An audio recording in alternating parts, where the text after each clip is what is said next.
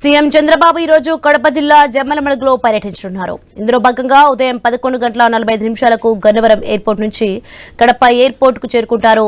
అక్కడి నుంచి హెలికాప్టర్లో జమ్మలమడుగుకు వెళ్తారు. తర్వాత 12:25 గూడెం చెరువు గ్రామంలో పింఛన్ల పంపిణీ కార్యక్రమంలో పాల్గొంటారు. 12:50 నుంచి 2 గంటల వరకు అదే గ్రామంలోని ప్రజా వేదిక సభలో పాల్గొని ప్రసంగిస్తారు. అనంతరం జమ్మలమడుగులో పార్టీ కార్యకర్తల సమావేశానికి హాజరవుతారు. సాయంత్రం 4 గంటలకు గండికోటకు చేరుకున్న సీఎం చంద్రబాబు అక్కడి వ్యూ పాయింట్ ను సందర్శిస్తారు. సాస్కి పథకం కింద 78 కోట్లతో గండికోట వ్యూ పాయింట్ వద్ద నిర్మిస్తున్న ప్రాజెక్టుకు శంకుస్థాపన చేస్తారు.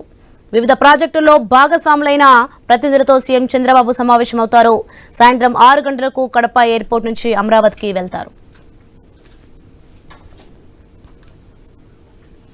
రైట్, ఇదే అంశానికి సంబంధించి మరింత సమాచారం మా ప్రతినిధి శ్రీనివాస్ ఫోన్ లైన్లో అందిస్తారు. శ్రీనివాస్, సీఎం చంద్రబాబు ఈ రోజు కడప జిల్లా జమ్మలమడుగులో పర్యటించున్నారు. ఏర్పాట్లు ఎలా ఉన్నాయి ఏంటి? మధ్యాహ్నం కూడా దాదాపు జమ్మలమడుగు నియోజకవర్గ పరిధిలోని గూడెంకు చేరుకుంటారు. అక్కడ స్థానికంగా లబ్ధిదారు ఎన్టీఆర్ భరోసా పింఛన్ పంపిణీ కార్యక్రమం కూడా ఆదిత్యలో అందజేయనున్నారు. అలాగే స్థానికంగా పరిసర ప్రాంతాల్లో ఏర్పాటు చేసినటువంటి ప్రజావేదిక సభలో కూడా ప్రజలను ఉద్దేశించి ఆయన సీఎం చంద్రబాబు నాయుడు కూడా మాట్లాడే అవకాశాలు కూడా పూర్తిగా, ఎందుకంటే వారంగా ప్రతి నెల కూడా 1 జిల్లాలోనే మారుమూల గ్రామాల్లో రూరల్ లో కూడా ఈ పింఛను పంపిణీ కార్యక్రమాన్ని కూడా శ్రీకారం చుట్టారు. ఏదైతే అర్బన్ అధికారులు డెవలప్మెంట్ కూడా కొనసాగుతుంది. ఏదైతే రూరల్ ప్రాంతంలో స్థితిగతుల మీద కూడా పేద ప్రజలు నిలవాలా, అక్కడ స్థితిగతులు కూడా అర్థం చేసుకున్న ఉద్దేశంలోనే ఆ రాష్ట్రం నలుమూలలో కూడా చంద్రబాబు నాయుడు 1వ తేదీ కూడా నలుమూల తిరుగుతూ వాళ్ళకి పింఛన్ పంపిణీ కార్యక్రమం కూడా శ్రీకారం చుట్టారు.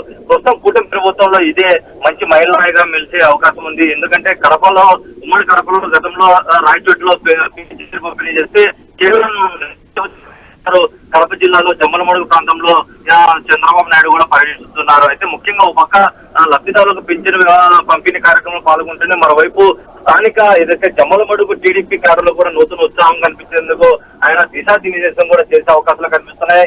పార్టీ స్థితిగతుల మీద కూటమి ప్రభుత్వం ఎటువంటి డెవలప్మెంట్ చేస్తే బాగుంటుంది అనే ఉద్దేశంలో కూడా ప్రస్తుతం ముఖ్యంగా టీడీపీ శ్రేణులతో కూడా ముఖ్య నాయకులు కార్యకర్తలు కూడా ఆయన మా పార్టీ మీటింగ్ కూడా ఏర్పాటు చేసే అవకాశం ఉంది. ప్రస్తుతం ఆ పార్టీలో ఎటువంటి దిశానిర్దేశం చేస్తారు, ఎటువంటి కీలక అంశాలు ప్రస్తావిస్తారనేది కూడా తెలుగు తమ్ముళ్ళు చాలా ఉత్సాహంగా పాల్గొంటున్నారు. అనంతరం కూడా దాదాపు సాయంత్రం 4 గంటల ప్రాంతంలో కూడా గండికోట చేరుకొని అక్కడ ఉన్నటువంటి డెవలప్మెంట్ పనులకు సంబంధించినటువంటి శంకుస్థాపన కార్యక్రమంలో పాల్గొంటారు. ఏదైతే ఇప్పటికే ప్రభుత్వం 78 కోట్ల రూపాయల మేర నిధులు కూడా మంజూరు చేసింది. గండికోట ప్రాంతాన్ని ఒక పక్క వారసత్వ సంపదగా ప్రస్తుతం రాష్ట్ర ప్రభుత్వం కూడా భావిస్తూ వస్తుంది. ఈ నేపథ్యంలోనే ఏదైతే యునెస్కోలో గుర్తింపు కూడా తెచ్చేందుకు కూడా ప్రస్తుతం ఏప్రిల్ గతంలో కూడా అధికారులు కూడా పరిశీలించడం జరిగింది. ముఖ్యంగా అక్కడ ఉన్నటువంటి అందమైన ప్రాంతాల్లో ఇప్పటికే దక్షిణ భారతదేశంలో కూడా గండికోట ప్రాంతంలో కూడా ఇటు సినిమా ప్రభావం కూడా ఎక్కువ చూపిస్తుంది. ఎందుకంటే గతానికి భిన్నంగా కూడా ప్రస్తుతం కూటమి ప్రభుత్వంలో ఇటు సినిమా పరిశ్రమ కూడా గండికోటలో కూడా ఓ రకంగా సినిమా షూటింగ్లు చేసుకునే అనువైన ప్రాంతంగా ప్రస్తుతం కూటమి ప్రభుత్వం చెప్తూ వస్తున్న నేపథ్యంలోనే అక్కడ ఉన్నటువంటి అభివృద్ధి కార్యక్రమాలతో పాటు స్థానికంగా ఏదైతే ఓబరాయ్ హోటల్స్ కానీ లేదా ఇతర ఇటువంటి ప్రజా ప్రతినిధులతో సమావేశంలో కూడా పాల్గొంటారు. దానికి సంబంధించినటువంటి ముఖ్యంగా మీటింగ్ కూడా ఏర్పాటు చేస్తారు.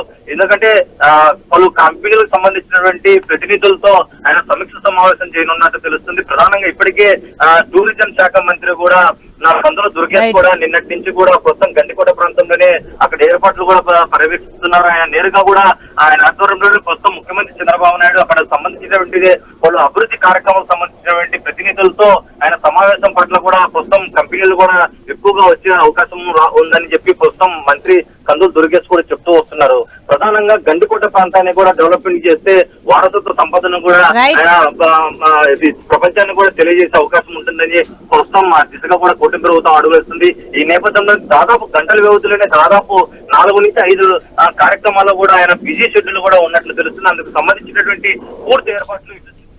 Right, thank you Srinivas.